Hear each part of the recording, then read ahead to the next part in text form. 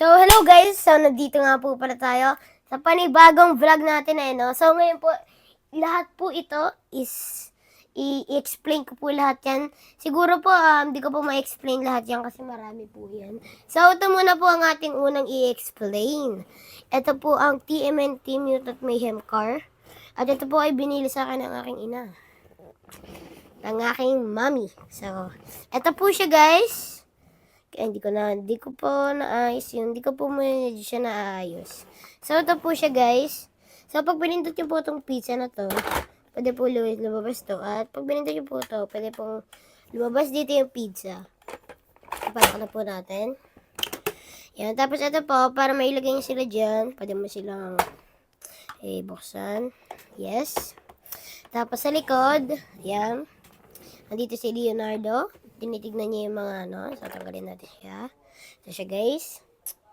Yan siya, guys. So, dito ka muna. Or higa muna siya.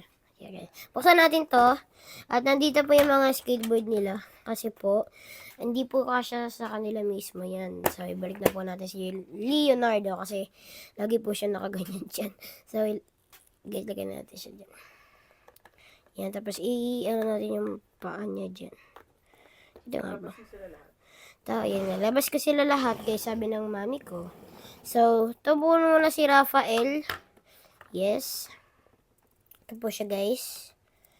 Ito po si Rafael.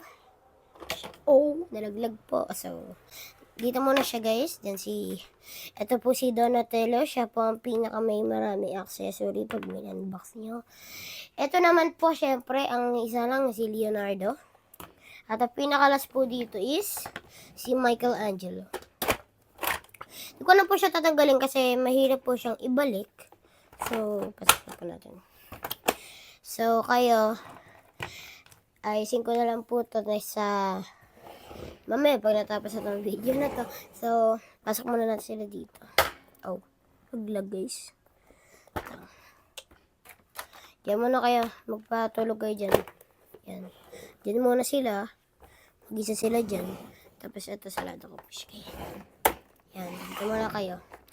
So, ang next na po natin i-explain, ito po mga mga malalaking Ninja Turtles, yeah? Ito po ay nabili ko. Ito po